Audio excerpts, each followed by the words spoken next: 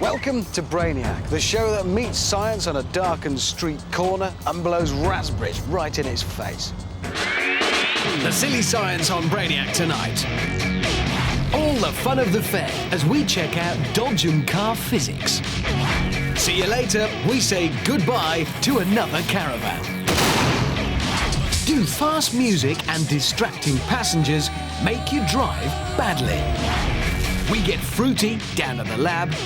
And bone-idle bog cleaning with the Lazy Man's Guide. But first, let's start by putting the plug in the socket. Take one very large deserted warehouse. Introduce some low-amp, 9-volt electrical equipment, one Brainiac, and you have yourself an experiment. The current that these electrode pads will carry produces electrical impulses that will stimulate specific muscle groups.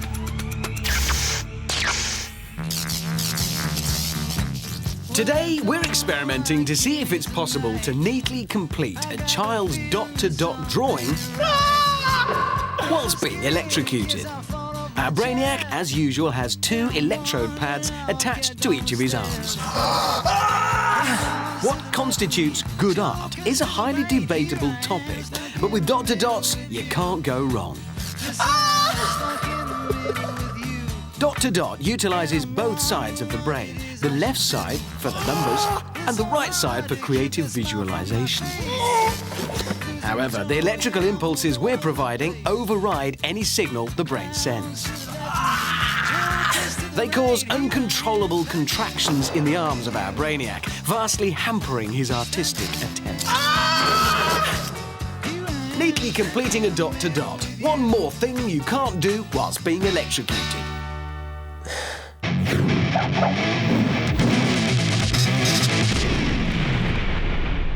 Things that make you go, Here's one for you. Why do you never see any baby pigeons? things that make you go,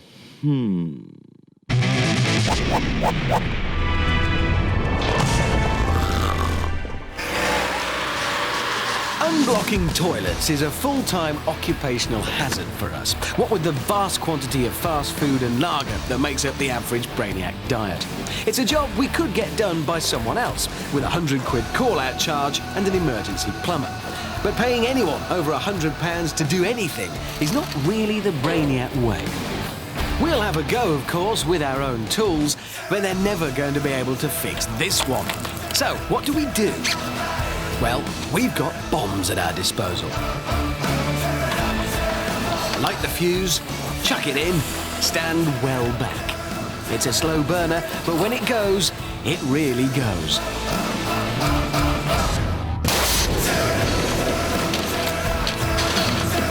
That should do it.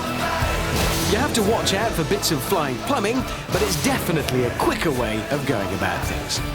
A few bits to reassemble, of course, but a bit of glue and duct tape, and this Kazi will be as good as ever. Give us £100 and we'll come round to your house. Unblocking the bowl, Brainiac style.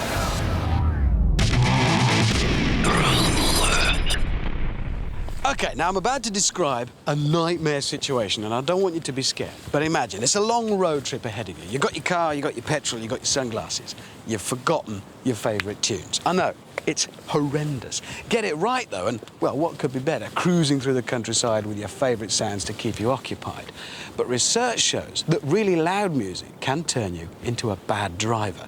So today we're going to run some tests to find out, firstly, if this is true, and if so, which types of music are the worst offenders. These are our 3 guinea pigs. Each one will be listening to a different type of music to see if style as well as volume makes a difference. This is Gary, and he's driving a well-worked BMW with a banging sound system, listening to some pounding drum and bass, courtesy of Ronnie Size.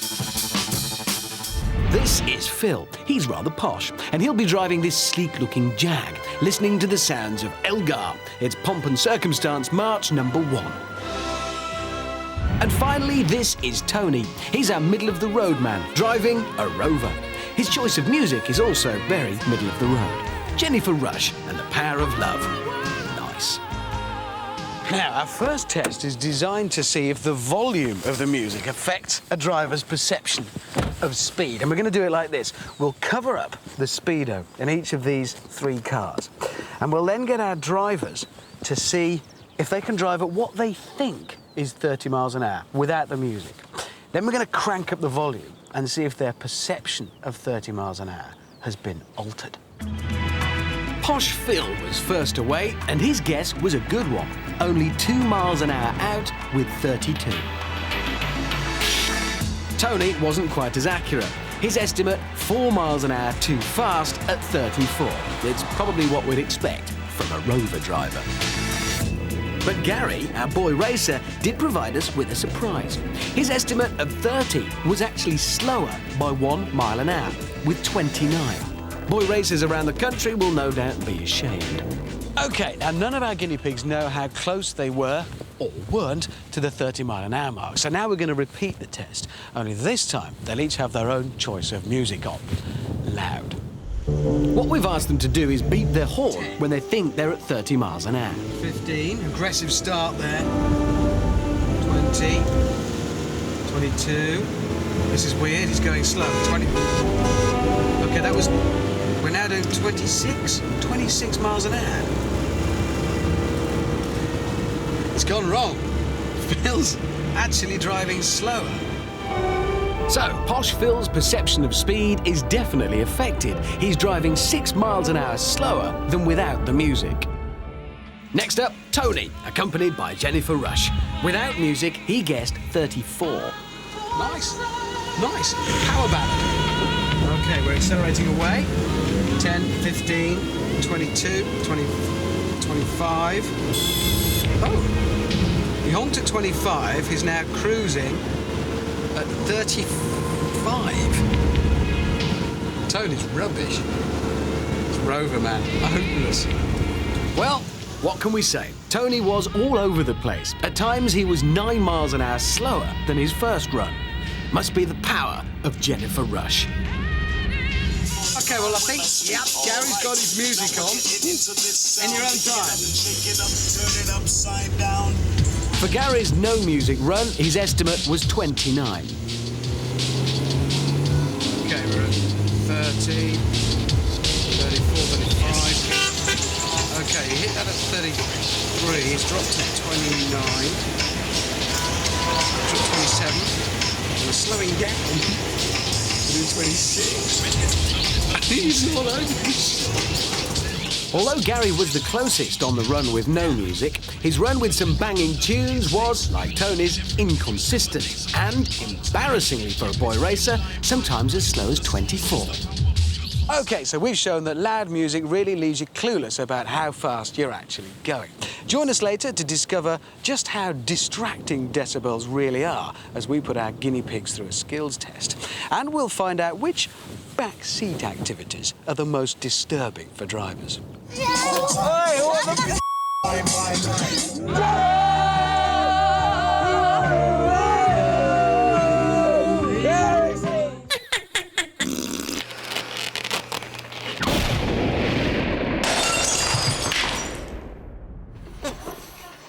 Hi, I'm Kate Lawler, and you're watching Brainiac. John Tickle, I love you! Mwah!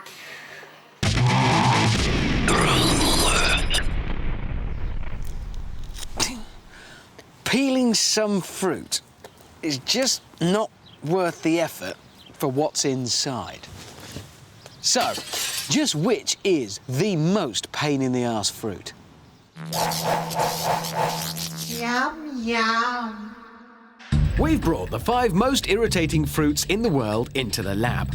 Their job is to eat the fruit in front of them in the fastest time possible. They've all got the same amount of fruit, pound for pound. They're all hard work to peel, but which is the worst? OK, stand by. On her command, please start peeling and eating your fruit. start. For the purposes of this experiment, these Brainiacs have to eat all the edible part of the fruit. That means all the flesh and juice, but no skin, pips and core. Hands, teeth, brute force and sharp nails are all they can use. The last one to be eaten will officially be the most pain-in-the-ass fruit. Some fruits come naturally hard to peel, so that when animals try to get into the flesh, they're forced to distribute the seeds over a wider area, and hence more fruit grows. It's nature's little way of being a pain in the arse. And it looks as if lychee Brainiac, big stone and damn old fruit, is well on the way to finishing. Just a matter of searching for the last few. Watermelon Boy's not been too held up by the huge number of irritating pips lurking in the fruity flesh. And Kiwi Man seems to have got around the rather tedious business of skin stripping by simply sucking the flesh out. And there goes Watermelon Boy, spent, sticky and finished. Orange Boy trying the wild animal approach of just plunging his jaws in. He won't be too long either. Finish. And there goes Mr. Kiwi, who looks well stuffed. Finish. And he's closely followed by Lychee Girl. Just Mr. Mango and the orange animal left. Mango Muncher facing the nightmare of tight skin, huge nut and large quantities of fibrous flesh.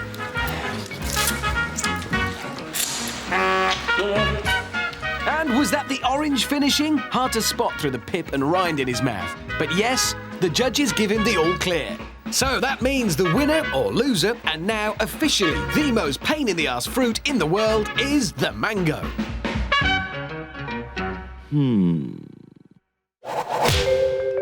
This object has been magnified 100 times. It's from a food that some claim is the most perfect food known to man.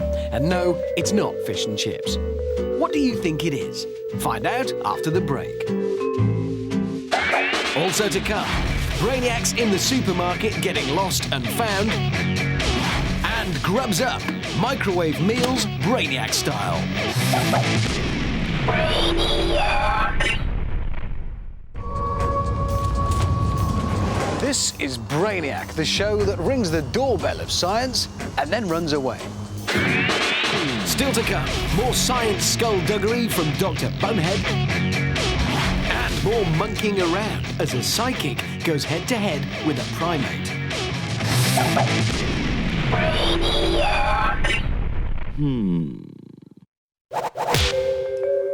Earlier, we showed you this. It's been magnified 100 times. Packed full of potassium, some claim you could live off this food alone. Yes, it's a pip from the centre of a banana. I've had another letter. It reads, Dear John, I have heard that water in a sink goes down the plug hole in the opposite direction in the southern hemisphere than it does in Britain. Is this true? That's from Brian in Sunderland. Well, Brian from Sunderland, here on Brainiac, we like to spare no expense in getting the answers to our viewers' scientific questions. So I'm going to get in contact with the Australian branch of the Brainiac organisation and see if we can find out the truth on this one once and for all.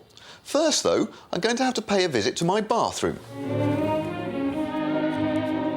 Welcome to my bathroom. As you can see, I've filled up the basin with water. Now, the theory goes that the direction of the water flows out of the basin is affected by the Coriolis effect. This states that the rotation of the Earth determines the direction of the flow of air, and that direction should be different depending on which side of the Earth that you're on. The flow of air, so they say, determines the direction of the flow of water. Now let's pull out the plug and see what happens. OK, well I'm in England and that water is flowing out in a clockwise direction. I'll just add a little bit of pepper so you can see that more clearly. Now, if the theory is correct, then in an Australian sink, say, it should be going out anti-clockwise. So is it? Hello Marco, can you hear me? Yeah, hello John, yeah I can hear you, loud and clear. And where are you now? I'm in the heart of the burbs in Sydney, Australia. OK, would you go to your bathroom for me, please? Yep, sure, I'll head down there now. Will you please pull out the plug and tell me which way the water goes?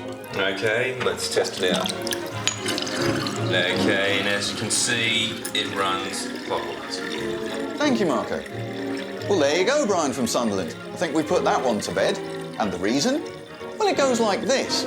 Yes, the Coriolis effect does exert some small influence on the direction of the flow of water. But it's the shape of the sink and the plug hole and the speed of the flow, which are far bigger factors. It's these which ultimately determine which way the water drains out. And just to prove it, why don't you settle back and enjoy my home movie? I call it Sinks Around the World.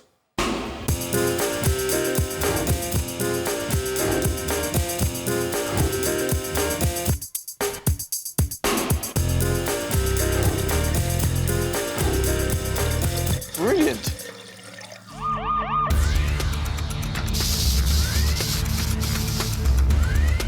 Stop! The following experiment is dangerous for your safety and the protection of those around you. Do not try this at home. No, really, don't. Baked beans in a tin. Harmless enough until, that is, you introduce some microwave radiation. With the microwave running, the baked beans heat up, and because the tin is completely sealed, there's nowhere for the gas created to escape. We all know about escaping gases and baked beans. The longer the tin stays in there, the hotter it gets, and the more the contents expand, until the pressure inside becomes too much for the tin to take, and it explodes. It's a sizable bang from our beans, the force of it blowing the door off, sending scorching hot beans all over the place, and leaving the oven in a right mess. We do these experiments so you don't have to. Do not try this at home.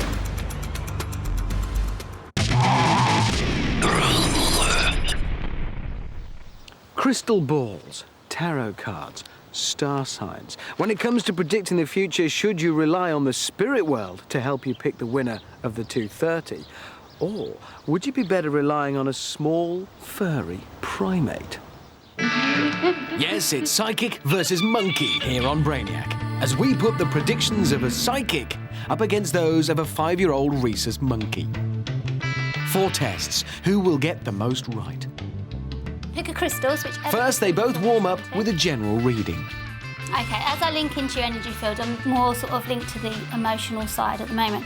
And that's just showing me you're kind of very fickle when it comes to relationships. I just feel like you're being pulled in 2 directions. So it's kind of 2 women or 2 girls that you're interested in, but you're not a man that can be faithful. So, 2 women interested in this Brainiac. Bit unlikely, I think. Mary the monkey also spends some time getting to know him. Girlfriend's the main concern, really. What do you think, I should be doing? Brush up on my people skills? Mary, frankly, couldn't give a monkey's. Right, first test. 5 different symbols. One is chosen at random, the picture of a dog. It's copied onto a blank card and hidden in the envelope. We then give it to Psychic Jane. Can she guess which of the symbols we chose? She has only the vibrations to guide her. No vibrations for Mary. She'll probably pick the one that looks most like a banana. Psychic Jane calls on guidance from above and chooses the lightning bolt. Oh dear, bad choice, Jane. Mary tries to cheat by opening the envelope and having a peek, but we soon put a stop to that. Then she's torn between 2 cards, the lightning symbol and the dog. Discarding one, which has she chosen? Yes, it's the dog. The monkey goes 1-0 up.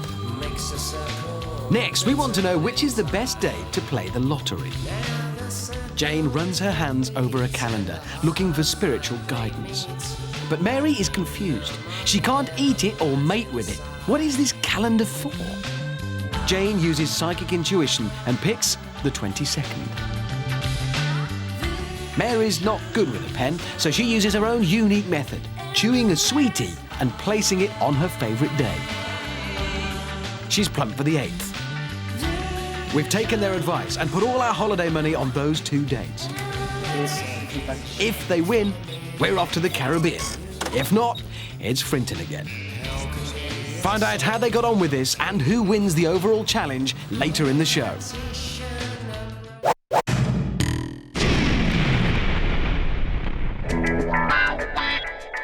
Thinking of going into space? Oh no! Spacesuits at the cleaners! Should I go without? No way! Not after last time. Going into space without a spacesuit causes explosive decompression. Your brains come out of your ears and your nose. Think I'll go to Morecambe instead.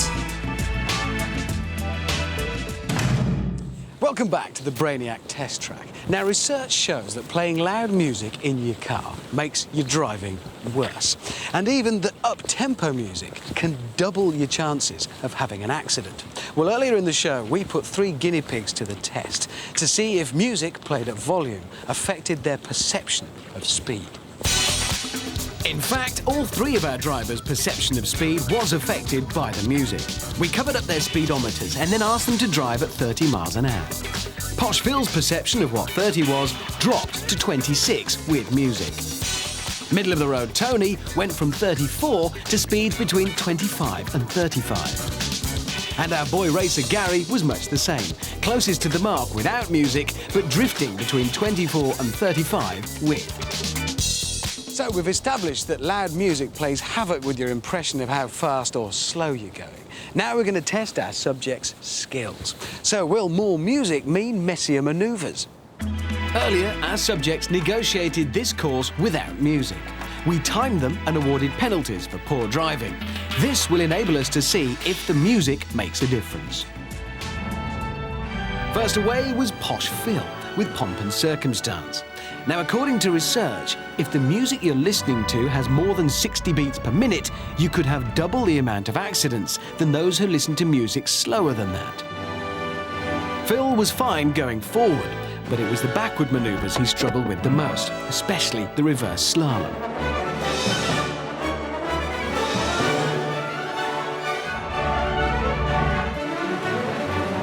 Phil finally made it through the course, and in a bit of a shock, the music made him a marginally better driver. He had a faster time and 6 fewer penalties.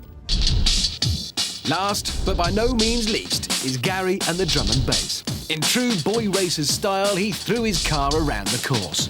Yes! And he had no trouble with the tricky reversing section, taking some nice tight lines. Now, I believe the time is right now. And interestingly, Gary was faster and picked up fewer penalties with the drum and bass. Our boy racer finally living up to his name. So we've shown that music really does affect your driving, whether it makes you more aggressive or just more, well, gormless, really. And if you think about it, it makes sense. How many times have you reached across to turn the stereo down when you want to look at the map? So does that mean that subconsciously we already knew that in order to really concentrate, you need to turn the music off?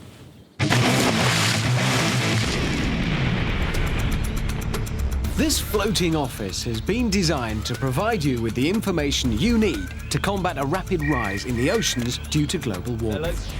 We know you work hard, and with your head down, you may not realise the danger that you're in. What do you do? Which office product should you grab? Well, these are the things you should steer clear of. Anything made of paper or cardboard. They offer no buoyancy at all. The PC monitor had a bit, but not enough to support our Office Brainiac. However, you'll be relieved to know that there are many things that do float, such as polystyrene cups, upside-down rubbish bins, and empty water bottles. Over the series, we put many products to the test, and this now means our Brainiac has very little to choose from. And there's the alarm that signals it's time to enter the water. What product will he go for? Well, he's grabbed the fax machine and the hard drive. The water must be getting to his brain, as there is no way this will work. And in he goes. The words "sink like a stone" come to mind. Our Brainiac is now a hopeless case as he's left floundering in the water. Quite clearly, fax machines and hard drives, and they're the 2 office products that you should avoid.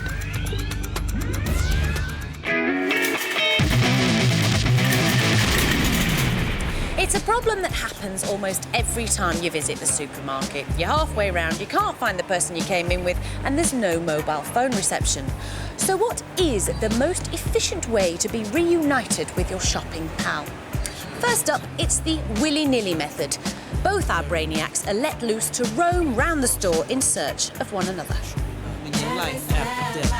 Now, if their search patterns are completely random, it is possible that our 2 Brainiacs will never find each other, as there is no guarantee that they will ever cross paths. If you wanted to put a time on it, you could try and work it out using applied mathematics, algorithms and other big scientific formulas. You could even take into consideration things like random particle movement. But to do that, it helps if your name is Stephen Hawking. A more efficient way is the sitting duck method. This is where one person stands still and the other person roams around the store till they eventually find them. However, you must be careful to predetermine before you go into the store which one of you is going to be the sitting duck and which one of you the hunter. Now, how long this method actually takes depends on whereabouts in the supermarket you lost the person and whereabouts you wait. Of course, if you're in a superstore like this, it's going to take a lot longer, but you will eventually be reunited. I'm glad we're back together 'cause I missed your kiss. Hey, hey. There is, though, an even better method. I present to you option number 3, keeping it simple. Taking our cue from the marine world, we've created our very own Brainiac distress flares, which are visible from anywhere in the supermarket. Don't leave home without them.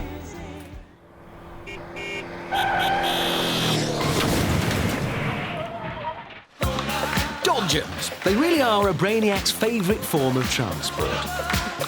There's no pleasure quite to compare with driving a rubber-protected vehicle at other people as fast as possible.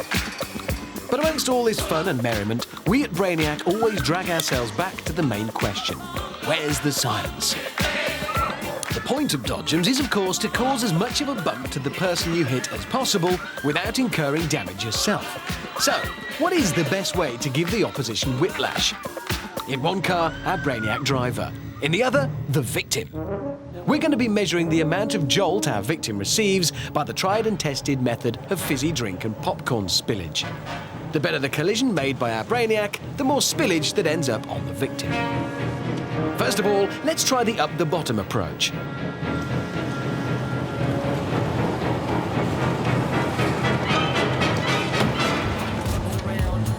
Smacking a Dodgem from behind has, of course, the benefit of surprise, as your victim can't see you coming.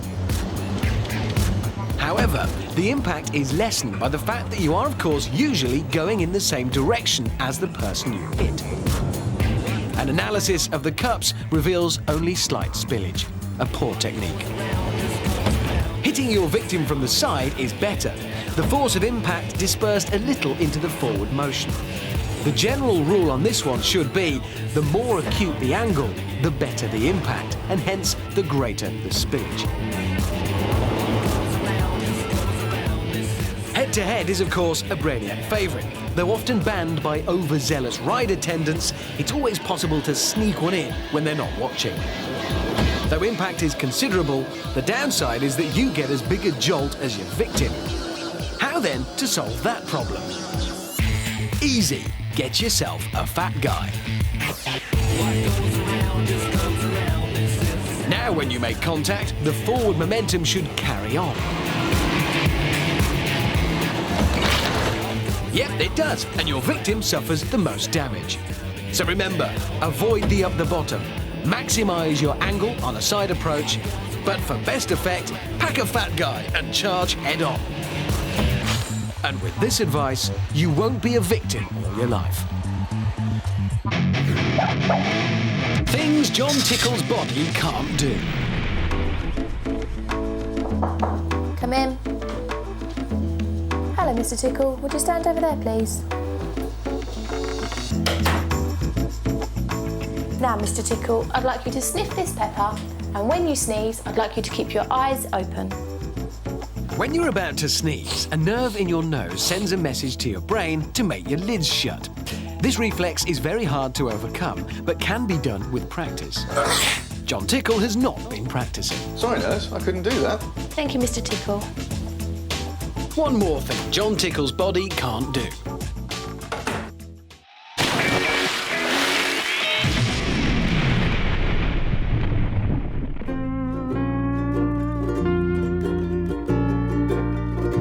Stop.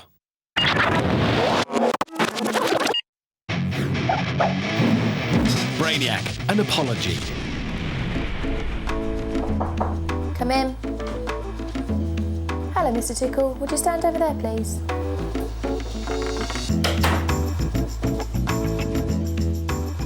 In a previous episode of this programme, we made the following claim. It is believed that no human being can lick their own elbow, as the combined maximum length of the neck and tongue is about 2 inches shorter than the length of the upper arm. I'm sorry, nurse. I can't do that. However, a number of viewers have written to us demonstrating that this statement was not in fact correct. We take our science very seriously here on Brainiac. As such, we make rigorous checks to ensure mistakes are not made. It will not happen again. The other way is that. So please, don't send us any more pictures and videos. We've learned our lesson.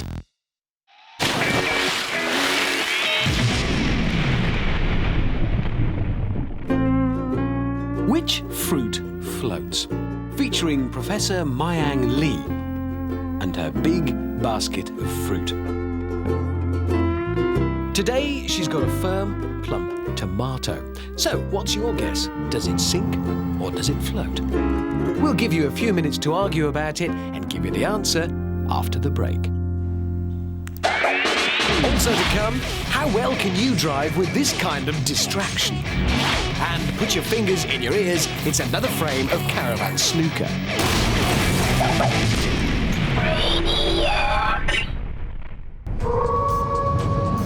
This is Brainiac, the show where we use and abuse science in the name of entertainment. Still to come, Brainiacs go batty. And Little and Large are back. It's tall versus small. Brainiac. But first, before the break, Professor Mayang Lee posed the question, does her firm, plump tomato sink or does it float? Yes, tomatoes sink.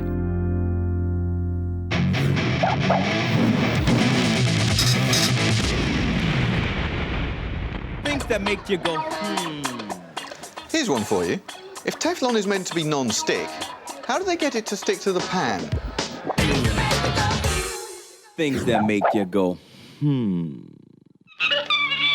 Back to Psychic versus Monkey, where we've been putting the spiritual world to the test. Who can make better predictions about the future?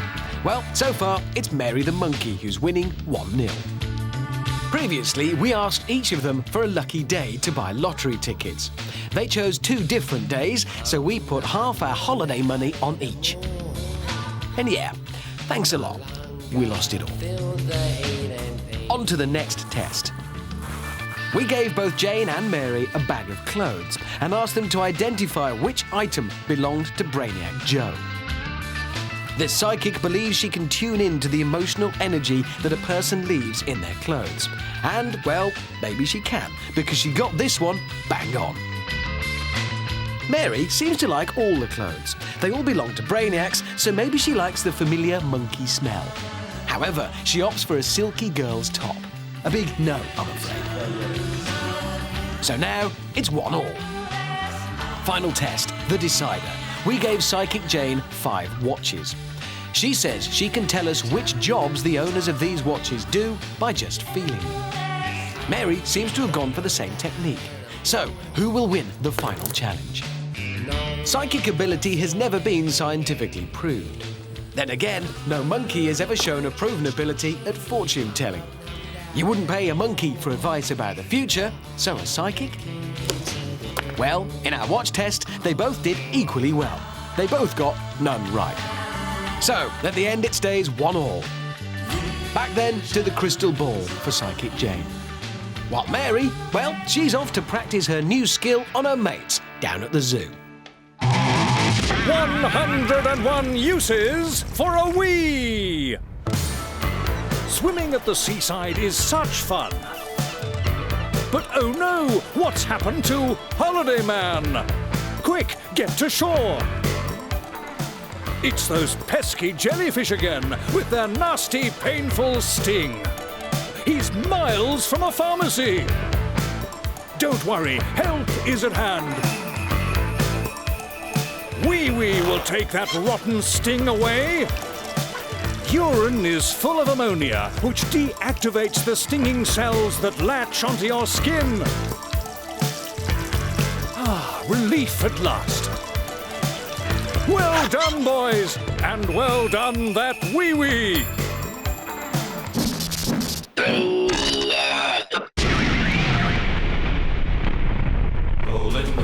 This week on Tall v Small, we find out if it's better to be lanky or little when it comes to riding a mechanical bull.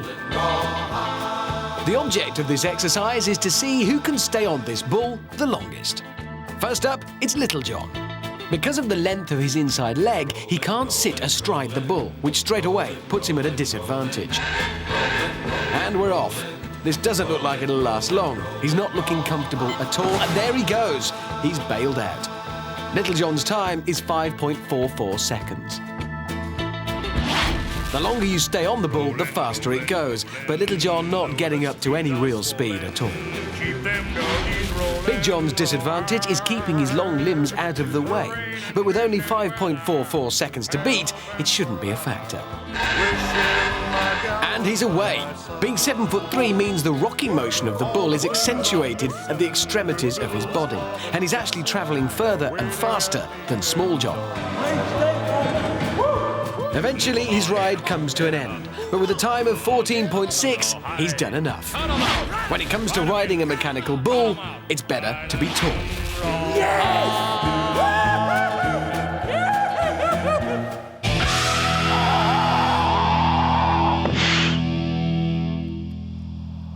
In 1983, Twisted Sister sang "You Can't Stop Rock and Roll." You can't stop rock and roll! But we here at Brainiac aren't buying into that. The baseball bat, functional and versatile. Of course, it's designed to hit baseballs, but it has been known to hit other things as well. Bats come in various weights. The heavier the bat, the lower the speed of the swing, but the more momentum it can gather. We've gone for the heavier version, figuring it'll do the most damage. Can't stop rock and roll? You can with a baseball bat.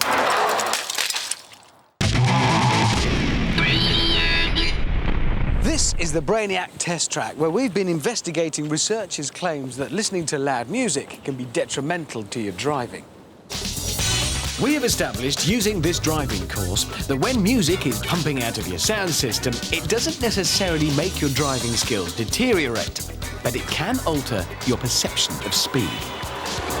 So that begs the question, if loud music is distracting when you're driving, what else might you find in the back of your car to put you off? Well, using the results of the last test, we're now going to do it all over again as a comparison, but this time we'll have a different distraction in the back of each of the three cars. So, in the Mighty Rover, we have two avid football supporters engaged in an argument over Chelsea and Spurs. Argument on. I'm so much better than Chelsea. You can't say. You've been doing it these few years. And argument off. In the back of car number 2 are three tanked-up lads about to reenact the famous Bohemian Rhapsody scene from Wayne's World.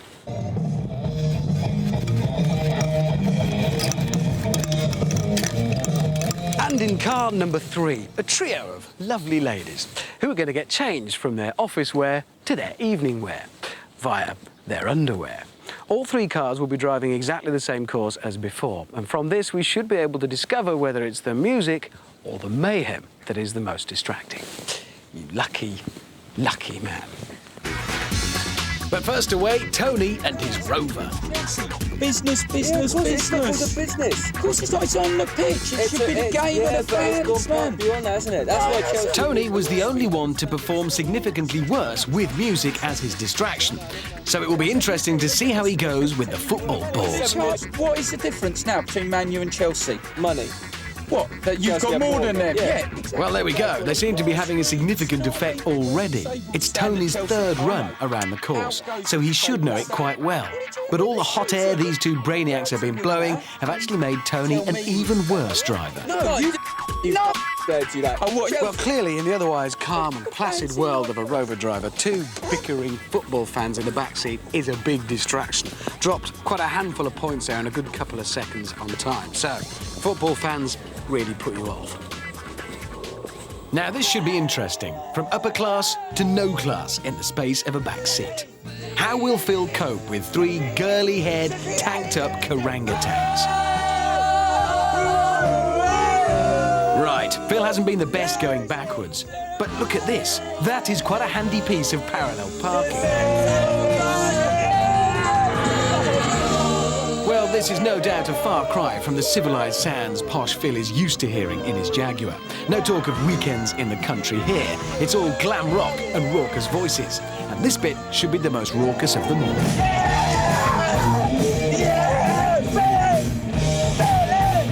Show me your world!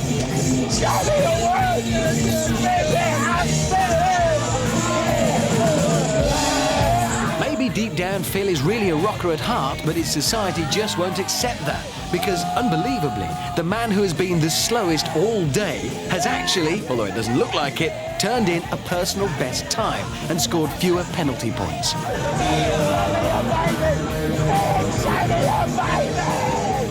Now, I'm sure I speak for almost everyone when I say this is the moment we've all been waiting for. Gary has been the best performer of the day on this course. The music actually made him better. But has he finally met his match? 3 hot ladies getting their kit off. Well, Gary's showing an enormous amount of self-control. Or maybe he's blind. Oh no, there we go. He's had a look. And who can blame him? Yep, quite clearly checking out the underwear and its contents. But it doesn't seem to have affected his speed or his concentration. Gary surely must be a man of steel, or he loves his car more than he does women, or maybe he's gay, but you never asked. Gary, can you not see the same things that we can? His passengers are doing all they can to put him off, but Gary's not having any of it. In more ways than one, these girls really are a handful. Right, the science part of that, I'm not sure, because Gary was actually quicker and better with the half-naked girls in the car. We've either proven that Gary is a man of iron, or maybe we've devised a whole new road safety accessory. I think perhaps my car needs one of those. So there you go. It looks like the really big in-car distractions, you know, headbangers, half-naked girls in the back of the car, can actually make a driver concentrate more. But put a few of your favourite tunes on and your mind could be wandering in moments. What do 6 caravans filled with different forms of explosive substances have in common with a snooker table? Nothing.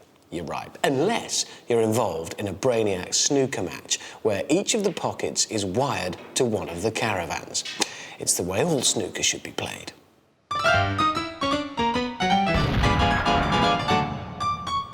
Welcome back to the Orchard, home of Brainiac snooker.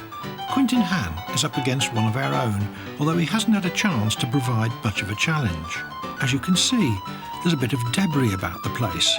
That's because Brainiac snooker is slightly different to the snooker played at the Crucible. The potting of the last 6 balls causes an explosion as each pocket is wired to a gas-filled caravan. Acetylene and oxygen was the order of the day when Quintin potted the brown. This explosion was the biggest so far. Caravan completely blown apart, and the game stopped while the referee attended to the debris on the table. With all that cleared up, Quintin Hann can take one step closer to the 147 maximum as he lines up the blue.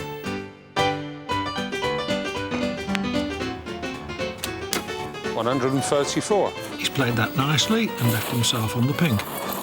Time for the players to retire to a safe distance and wait for the oxygen-filled caravan to explode.